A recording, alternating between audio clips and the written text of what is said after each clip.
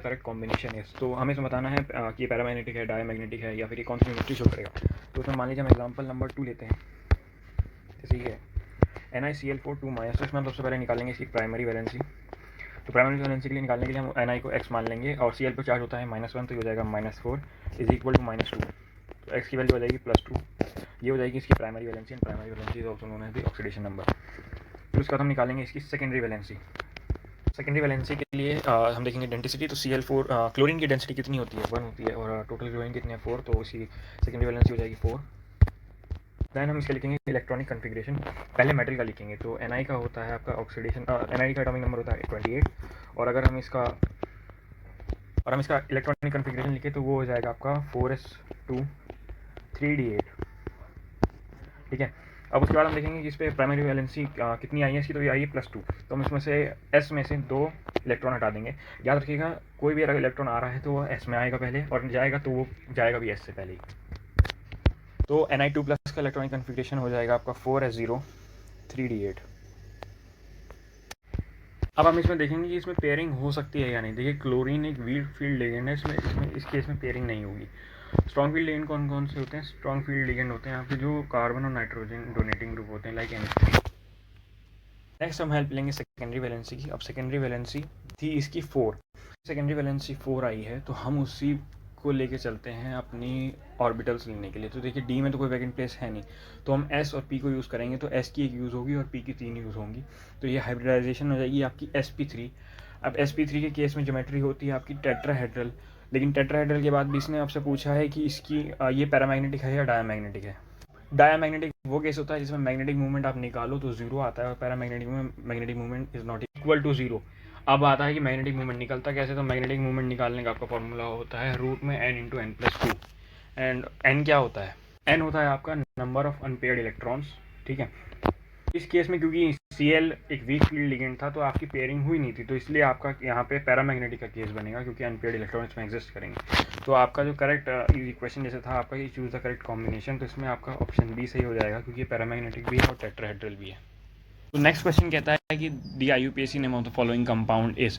इसको करने से पहले एक रूल को ध्यान में रखिएगा कि जो लिगेंड होते हैं वो अल्फ़ाबेटिकल ऑर्डर में लिखे जाते हैं। और दूसरा जो हमें ध्यान में रखना होता है कि अगर वो कॉम्प्लेक्स आयन एक कैटायन का पार्ट है, मतलब वो कैटायन है, तो उसमें केस में जो मेटल होता है उसका नाम सिंपली लिख देते हैं। जैसे इस केस में कोबाल्ट है तो कोबाल्ट ही रहेगा। लेकिन अगर वो एनायन है तो उस केस में उसके नाम के आगे एक सफिक्स लग जाता है जिसे कहते हैं ATE। जैसे यहाँ पे अगर ये मान लो होता तो ये कोबाल्टेट बन जाता।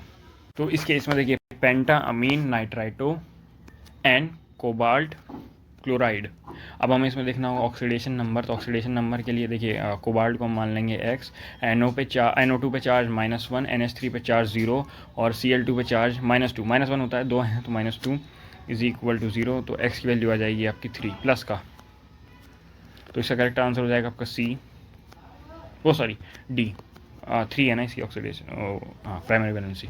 Next question, the coordination number of a central metal atom in a complex is determined by the number of ligands around a metal bonded by sigma bonds. In the electrolytic cell, the flow of electron is from cathode to anode through internal supply. Next question कहता है कि saturated solution of KNO3 is used to make salt bridge because velocities of both K+ and NO3- are nearly same. Basically इसमें होता यह है कि आयनिक मोबिलिटीज़ K+ और NO3 की ऑलमोस्ट सेम होती हैं, तो इससे हेल्प होती है कैथोड और एनोड हाफ सेल्स को न्यूट्रल रखने के लिए। नेक्स्ट क्वेश्चन कहता है the differential rate law for the reaction is. तो हमें इक्वेशन दी गई है H2 + I2 गिव्स 2HI। अब इसमें अगर हम ऑप्शन की तरफ जाएँ तो ऑप्शन नंबर ए में यहाँ पे अगर आप चेक करें तो यहाँ दोनों तरफ नेगेटिव साइन है, जो डिसअपियरेंस में यूज़ होता है। लेकिन यहाँ पे आप देखेंगे, यहाँ पे अपीयरेंस में इसने नेगेटिव साइन दिया, जबकि यहाँ पे पॉजिटिव होना चाहिए, तो ये ऑप्शन हो ही नहीं सकता। नेक्स्ट ये जो 2 ऑप्शन है आपके सामने, इसमें दोनों में ही डिसअपियरेंस में नेगेटिव साइन शो नहीं किया है, तो इसलिए ये दोनों ऑप्शन भी नहीं हो सकते। अब बचता है लास्ट ऑप्शन। लास्ट ऑप्शन में आपके डिसअपियरेंस में नेगेटिव साइन यूज़ हुआ है एंड अपीयरेंस में पॉजिटिव साइन हुआ है, इसलिए ये करेक्ट आंसर है। और ये -2 ऊपर इसलिए क्योंकि इसने क्रॉस मल्टीप्लाई कर दिया है। सो इससे करेक्ट आंसर हो जाएगा D। नेक्स्ट क्वेश्चन, इसमें हमें एक इक्वेशन दी गई है एंड पूछा है कि ऑर्डर ऑफ द रिएक्शन क्या होगा। अब ऑर्डर रिएक्शन का क्या होता है? तो ऑर्डर होता है sum of the powers of the concentration of the reactants in the rate law expression. हमें रेट लॉ एक्सप्रेशन दिया गया है a b और b की पावर 2 दी गई है, तो इसमें टोटल सम हो जाएगा 3, तो ऑर्डर हो जाएगा आपका 3। नेक्स्ट क्वेश्चन कहता है कि हमें एक इक्वेशन दी गई है और इससे बताना है करेक्ट स्टेटमेंट क्या होगा। तो यूनिट ऑफ केस ने बोला है मस्ट बी सेकंड इनवर्स। अब अगर आप ऑर्डर कैलकुलेट करोगे तो वो आएगा सेकंड ऑर्डर की एक इक्वेशन है, लेकिन ये S-1 ये आपका फर्स्ट ऑर्डर की रिएक्शन की होती है यूनिट, तो ये ऑप्शन तो बाहर हो गया। Then T half is constant, T half आपका फर्स्ट ऑर्डर रिएक्शन की कांस्टेंट होता है। देन अगर आप ऑप्शन डी को देखेंगे तो value of K is independent of the initial concentration of A and B. ये स्टेटमेंट आपकी ट्रू है। वैल्यू ऑफ के सिर्फ डिपेंड करती है आपकी टेम्परेचर पे, वो इंडिपेंडेंट होती है आपकी इनिशियल कंसनट्रेशन से।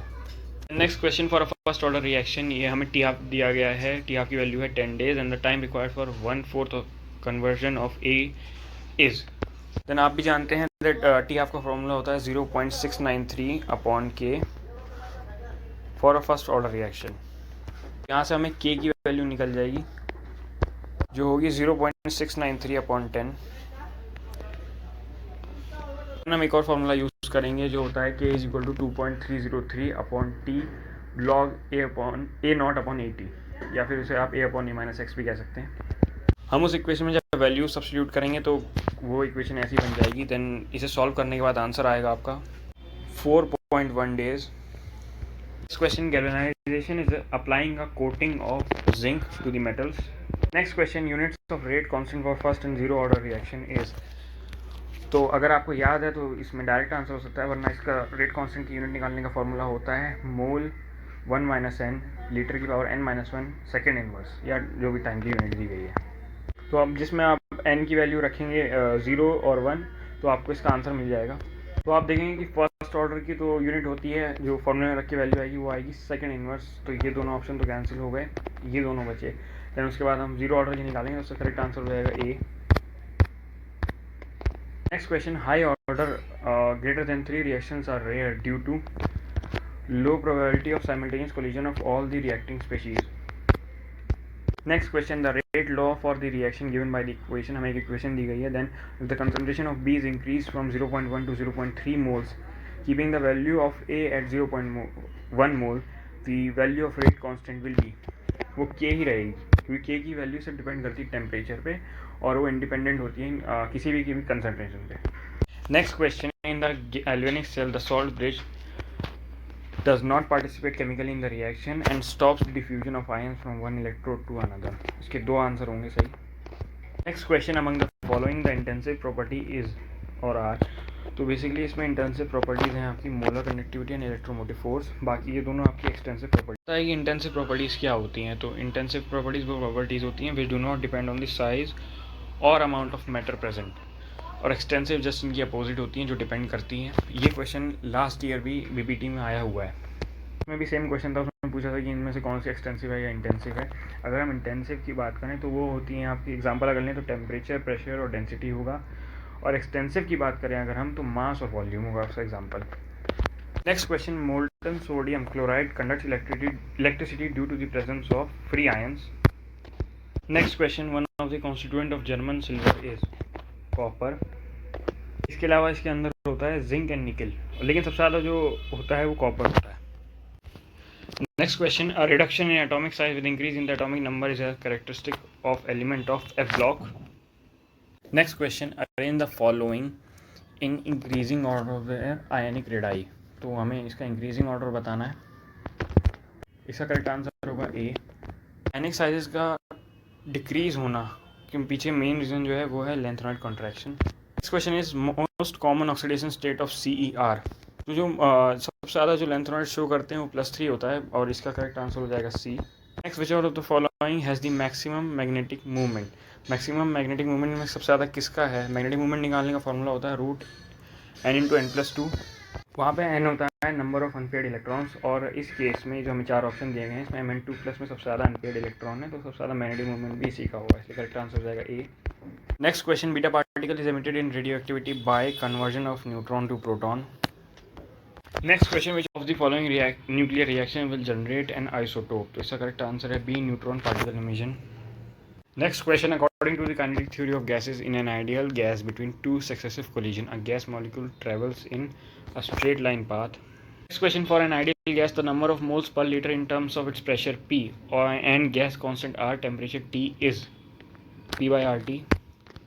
Next question: kinetic theory of gases proves all of these: Charles' law, Boyle's law, and Avogadro's law. Next question: value of gas constant R is 8.3 joules mole inverse K inverse, Kelvin inverse. Next question: a buffer solution can be prepared from a mixture of sodium acetate and acetic acid in water and ammonia and ammonium chloride in water. Next question कहता है glucose on prolonged heating with HI gives an hexane. Next question: among the following the essential amino acid is, इसका correct answer है B. Next question: the incorrect statement among the following is, तो इसमें आपकी incorrect statement है D. Alpha D glucose and beta D glucose are enantiomers. क्योंकि ये दोनों super imposable images नहीं बनाते इसलिए एनेंशियोमर्स नहीं है. Next question: thiol group is present in, इसका करेक्ट आंसर है C. Next question: which one of the following statement is correct, इसका करेक्ट आंसर है B. All amino acid except glycine are optically active. Next: synthesis of each molecule of glucose in photosynthesis involves 18 molecules of ATP. Next question: alpha D glucose and beta D plus glucose are, इसका correct answer है D. Next question: the secondary structure of protein refers to, इसका correct answer है B. alpha helical backbone. Next question: which base is present in RNA but not in DNA, इसका correct answer है A. uracil.